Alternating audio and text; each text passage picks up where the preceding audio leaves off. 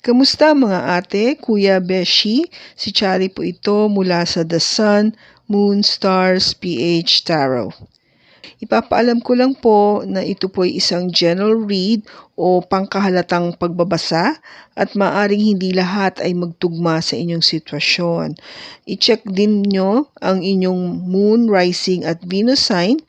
Baka doon mas tumugma ang read para sa inyo. At kung ang mensahe ay tama sa inyo, paki-like lang po at mag-subscribe kung hindi pa ninyo ito ginagawa. Okay, mag-umpisa na po tayo. Hello po mga ate, kuya, beshies. Kamusta na po kayo? Andito ulit ako si Chari Paragmon, another reading, and this is for the sign of Gemini, Sun, Moon, Rising, and Venus. And of course, welcome po yung mga cross-watchers ni Gemini at yung mga bago po nating mga viewers. Tingnan po natin ngayon kung ano yung mensahe na ating pong mababasa para sa iyo, Gemini. May nag-flip na cards. Dali lang, tingnan ko. May nag-flip kasi.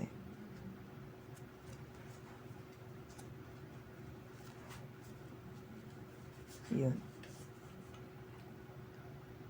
You are too nice. I don't deserve your kindness.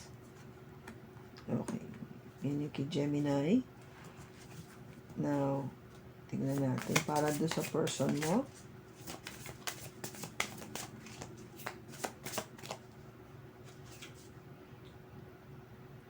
It says your sexual desire.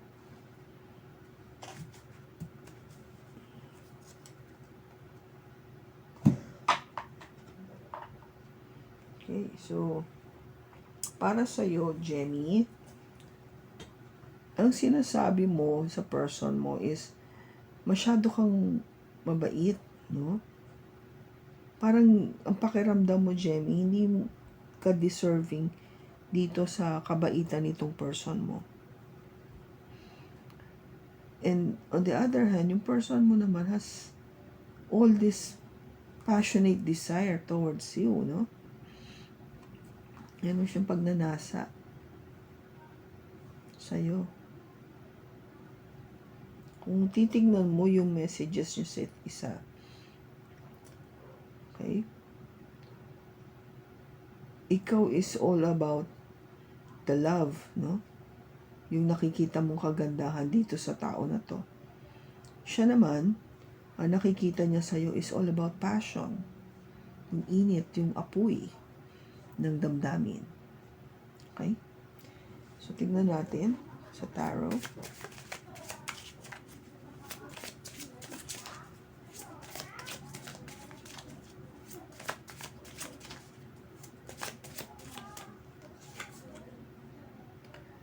Three of Pentacles, the Seven of Wands,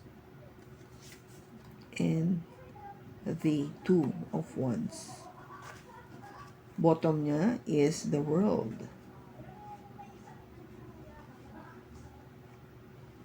Now, dito, sa person mo, is the Ace of Cups, the Seven of Cups, and Judgment. Bottom niya is the Knight of Cups.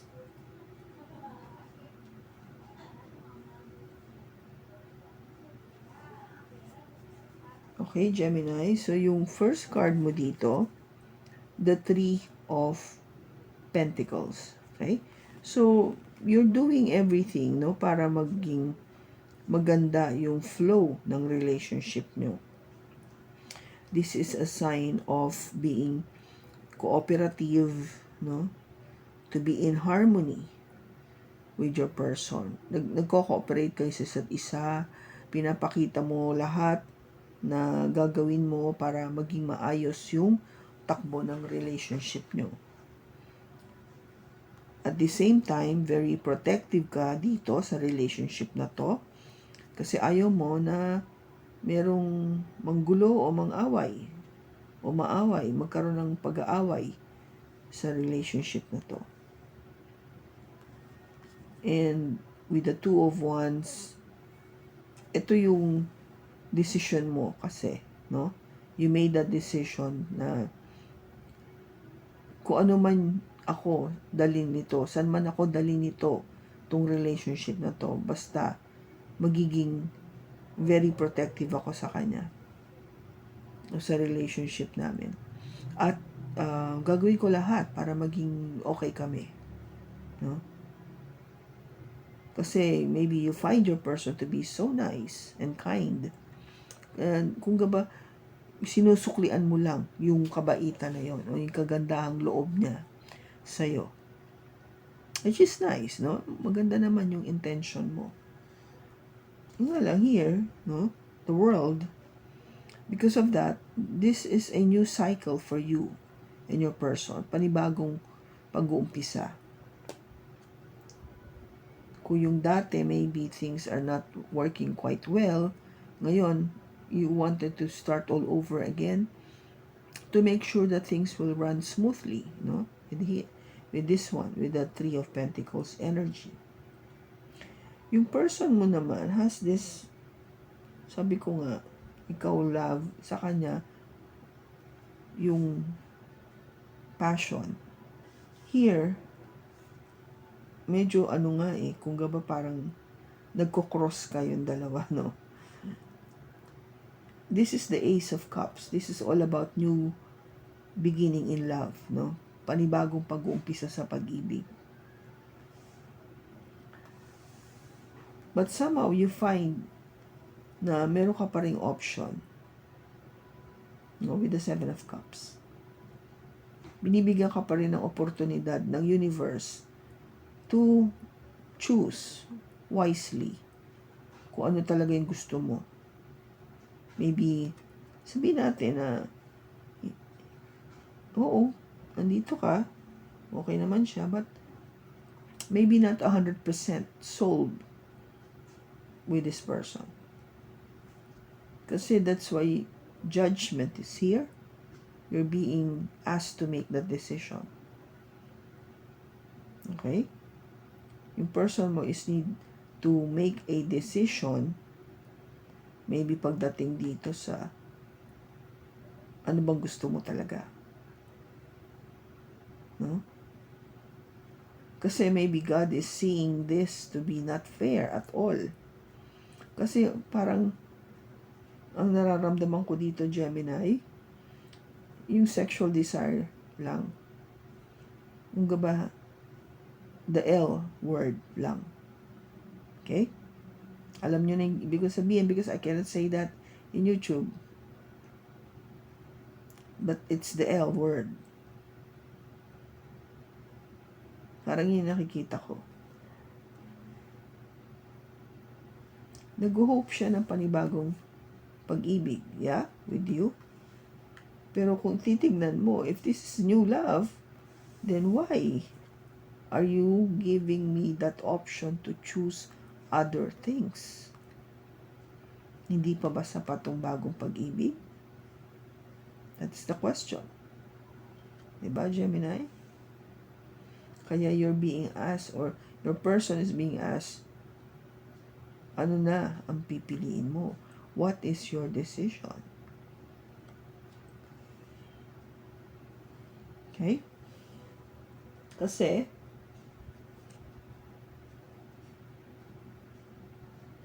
ang tanong kasi nga dito, Knight of Cups, ano ba talaga? Love mo ba to? I-offer mo ba yung love na to?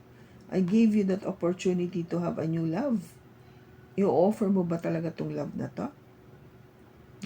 I think God or the universe is asking your person, ano bang plano mo? Talaga bang i-offer mo tong love na to kay Gemini? Kasi si Gemini ginagawa lahat para maging maayos yung relationship. Diba? Maybe this is what your person should be saying to you. You are too nice, I don't deserve your kindness. Ikaw naman, Gemini, hindi ko naman inaano, but maybe you have this sexual desire towards your person. I am just feeling it right now, okay? So, tignan natin.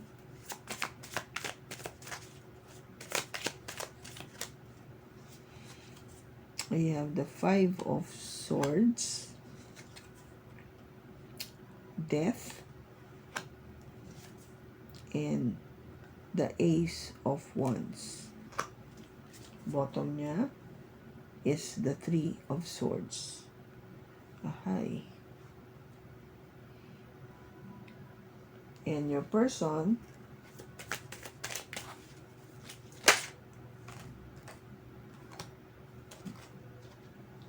ayusin natin. We have the Ace of Wands. Actually, pareho sila, no? Ace of Wands. The Moon. And the Ten of Swords. The Ten of Swords.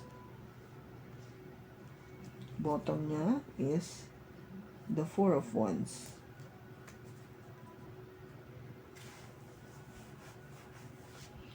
Okay, Gemini. So, pakiwari mo, talo ka dito sa relationship na to. Pakiwari mo na hindi ka matagumpay. No? Yung kahit na ganung effort na ibigay mo dito, hindi ka pa rin panalo. Kung ba parang there is still something lacking. Yun ang nararamdaman mo. May kulang. Kahit na ganun ka protective ka dito sa relationship. Something ended, no? Something needs to change. Something needs to transform. Kailangan may mabago. Siguro yung kahit na sabihin natin na pakiwari mo nga talo ka dito kasi something has to change, no? Kailangan may mabago. At yung pagbabago na yon is something to do with the Ace of Wands. This is all about passion. Maybe it's something to do nga with your sexual desire. No? Being passionate about it. This is talking about sexual intimacy. Diba? Yung sexual part ng relationship. Baka yun yung kailangan mabago. I don't know how active you are pagdating dito. O not active at all, I don't know. Kayo nang bahala dyan. But what I'm saying dito sa cards is, yun yung kailangan mabago. Okay? Death, and the Ace of Wands. So, it has to change. Kailangan baguhin yung pagdating dito sa bagong pag-uumpisa sa pag-i-express ng passion sa person mo. Okay, maliwanag ba yun? Bakit? Kasi, kung hindi mo gagawin yung pagbabago na yon, ikaw lang ang masasaktan. With the Three of Swords. Ikaw yung mapufrustrate, ikaw yung magkakaroon ng sakit sa damdamin. Okay? You'll be the one hurt dito sa relationship na to. Now, your person, same as you, no? Nagmi-mirror kayo sa isa't isa. Pareho kayo may Ace of Wands, no? Ace of Wands, Ace of Wands.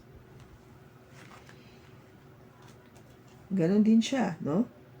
To have this new beginning or trying to express that panibagong paraan sa pagiging intimate.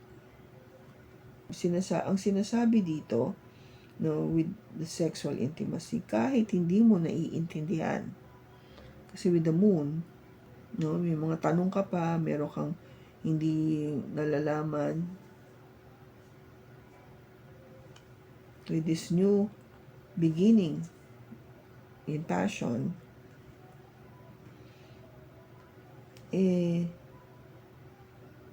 kasi pakiwari mo, magtatapos na to. May ending. Ten of Swords. Parang tama na. Pakawari mo, tama na. Enough. No? Ending. you're given this new opportunity to have a new beginning passionately. Kahit hindi mo nagigets, no? Hindi mo naintindihan. You don't understand. You don't know. You don't foresee this coming.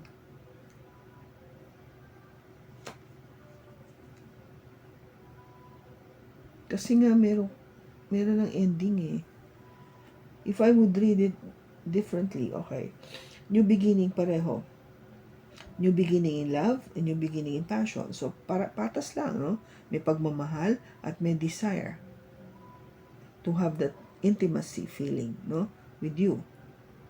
Intimacy feeling with you, Gemini. Okay? But, the universe gave this person the option to choose. Na, baka sure ka ba gusto mo to? Sure ka ba gusto mo si Gemini?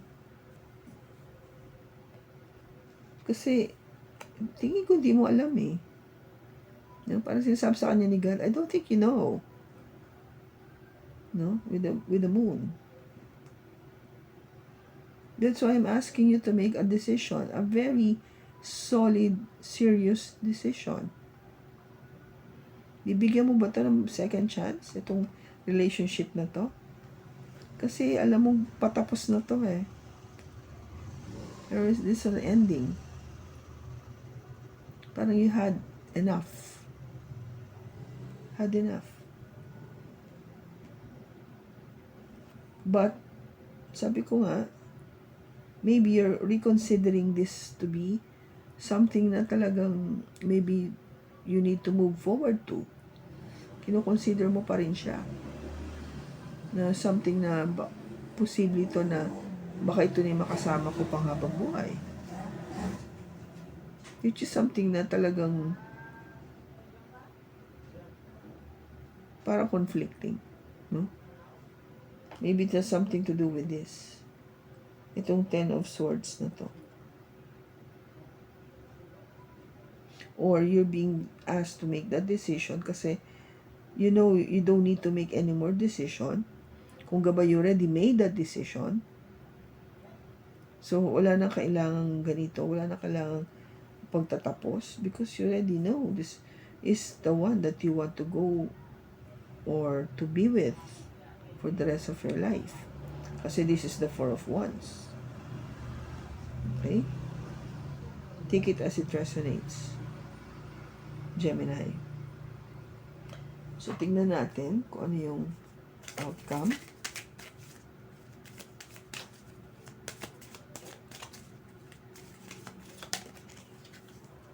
We have the Hermit, the Knight of Wands, and the Three of Coins. Yung advice sa inyo dito, Gemini, is pag-isipan mabuti. Meditate. Think about this. Okay? Kung gaba mag-isa ka muna, be by yourself. So, maging very clear yung iyong pag-iisip. May pagkakataon kang hanapin yung sagot na kailangan mo sa mga tanong mo. Kasi alam mo tong tao, Knight of Wands, no? This person is in and out, in and out.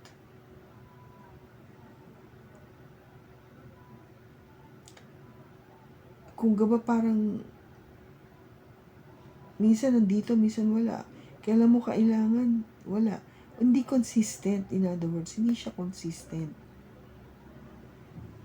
Kaya pag-isipan mo mabuti, kasi yung ugali nito, yung paano siya, no, as a person, hindi consistent. And yet, you're doing your best to cooperate with this.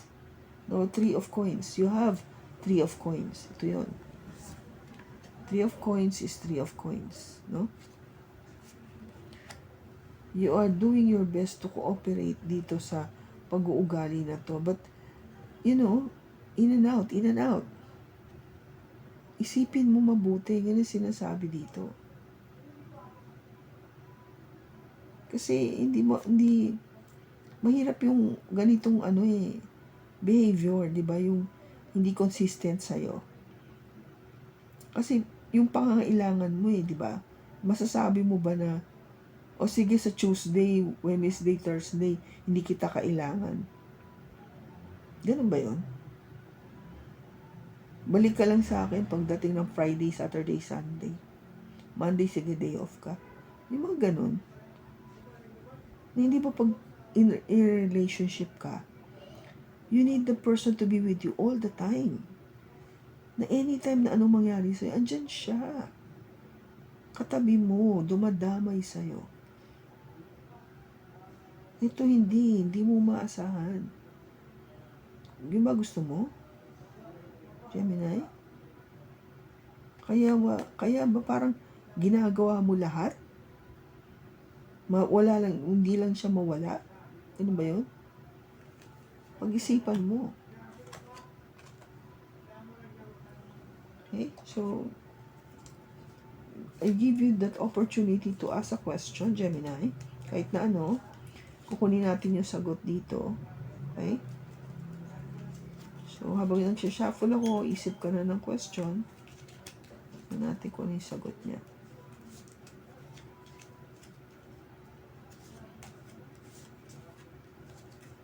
Okay, ready ka na? Ang sagot ay, go, the time is right. Go, the time is right. Ngayon daw, go ka na. Ngayon na yung pagkakataon. Tama lang daw yung pagkakataon na to. Okay, so, oops. Ano pa yung advice para sa'yo?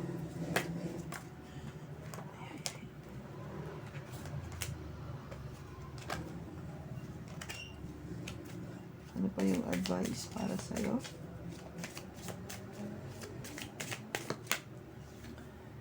Universe. The universe is guiding you to that special person. Allow everything to take its natural course. Okay, so take it as it resonates, Gemini? Kasi kung maybe God is really pushing you to that special person. I don't know if this is the one. Kasi parang maybe, kasi baka siya nga. Kasi tignan mo, may Ace of Cups, may Ace of Swords, so a new beginning. And you're willing to get married with this person. But sabi ko nga is, you have to think about this kasi yung energy niya of Knight of Wands, no? Medyo may inconsistent.